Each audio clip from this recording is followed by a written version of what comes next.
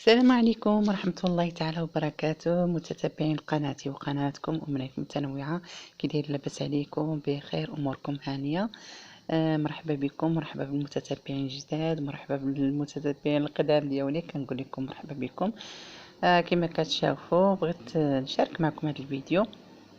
هادو بريوش كنت عجنتهم، راني حاطاهم في القناة ديالي.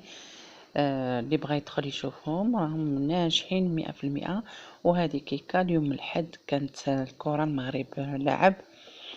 ايوا وقلنا نديرو الكوتي ديال العشيه، نجلسو نتفرجوا.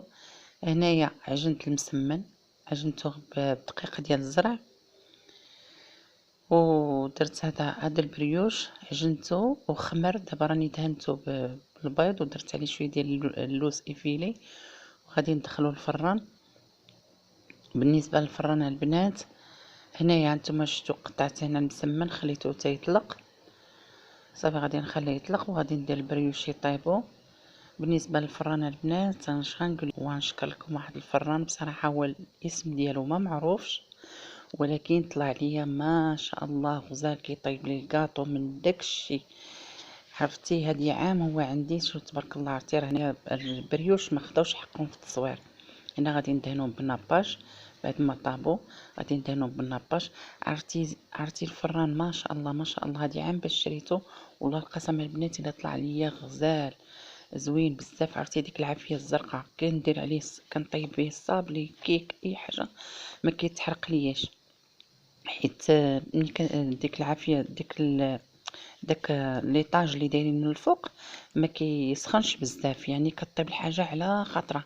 كاينين شي فران كيقولوا مشهورين وداك الشيء، شفتهم ما كيطيبوش مزيان، دغيا الصابلي كيحرقوه ليا. هذا لا ما شاء الله والله العظيم الا هناني. كتكون عندي شي كوموند دغيا كنديرو، والله الا يستاهل فلوسه ما شاء الله. زعما هانتوما كتشوفوا. هذا هو الفران سميتو الاصيل.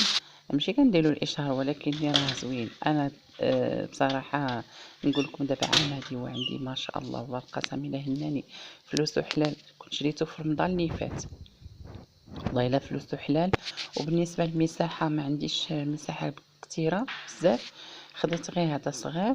وما شاء الله والله العظيم الا قادرين تكون عندي شي كميه. وعندما يكون المنتخب المغربي مهاجما 4-3-3 توصل الكرة في طرف اليمين، رقم ممتاز سفيان. احنا وجدنا هانتوما المسمن جا غزال ما شاء الله. درت مسمنات وملويات، هذا راه الزرع والكيكه والبريوش ما شاء الله. وجلسنا نقيوه وحنا كنتفرجوا في الكره في المنتخب ما شاء الله. فرحونا الله يفرحهم.